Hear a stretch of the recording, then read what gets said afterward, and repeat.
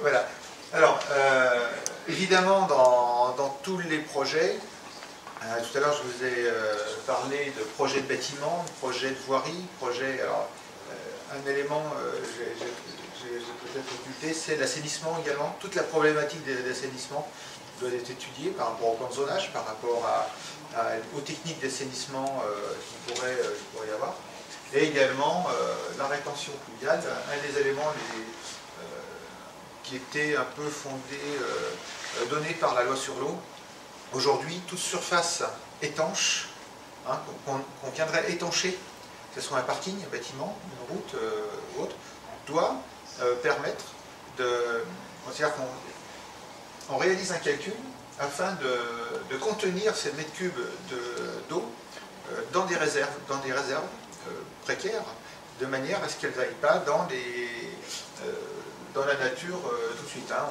En fait, c'est une règle, vous la connaissez bien, c'était Vaison la Romaine au départ, hein, qui avait un petit peu lancé cette obligation-là, de manière à ne pas venir surcharger les ruisseaux et les cours d'eau. Ici sur Monceau, on a un tout petit cours d'eau qui existe, qui passe à travers en parallèle du canal. Il faut savoir que c'est un petit cours d'eau.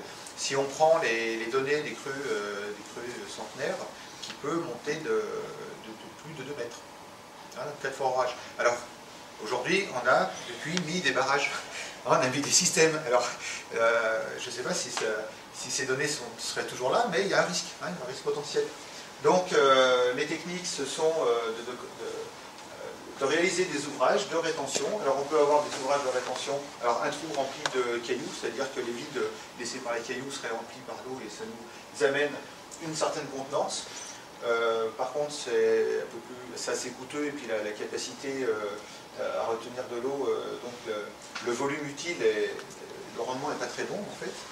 On a également les systèmes où en fait on a des systèmes de casiers, hein, je vais prendre l'image de casiers empilés alvéolaires qui sont enterrés et donc on a un volume de stockage d'eau qui est plus important. Voilà. On a également... Voilà. Alors, donc on en a un peu parlé tout à l'heure, ce sont les stockages rigides. Donc cette fois-ci, on est sur un système un peu différent. On est enterré et ça ressemble un peu à ce qui est ici. On a une petite maquette là, c'est ça, c'est exactement la même chose. Et qui permet d'avoir, à partir du moment, d'avoir une rétention provisoire, le temps que les eaux de ruissellement, les eaux de surface puissent s'écouler.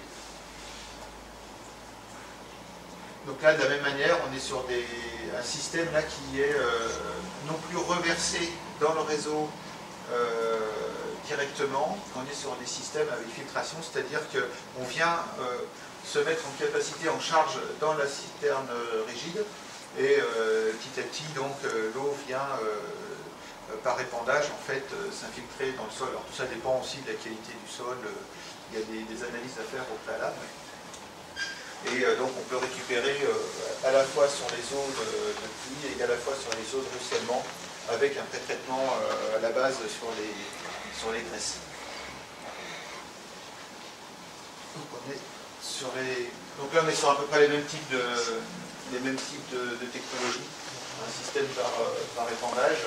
Donc l'intérêt ici c'est que ça évite sur des grandes surfaces d'aller raccorder tous les espaces verts sur des réseaux de pluviales et venir surcharger les stations d'épuration. On travaille vraiment en local, ça coûte beaucoup moins cher que de tirer des réseaux et de venir surdimensionner les systèmes d'assainissement. Alors au niveau de la rétention, alors il y a 2 technologies. Tout à l'heure je vous ai parlé de ces fameux éléments donc, qui sont là pour stocker de l'eau. Lorsqu'on est en rétention et en stockage, on déroule en fait ces éléments-là sur des bâches étanches.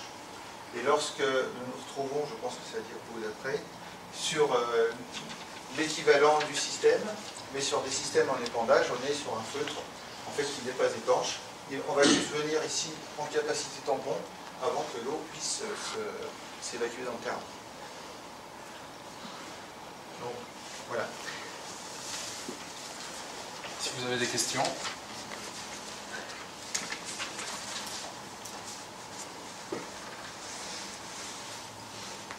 c'est parfait, ça a dû être parfaitement clair. Merci beaucoup.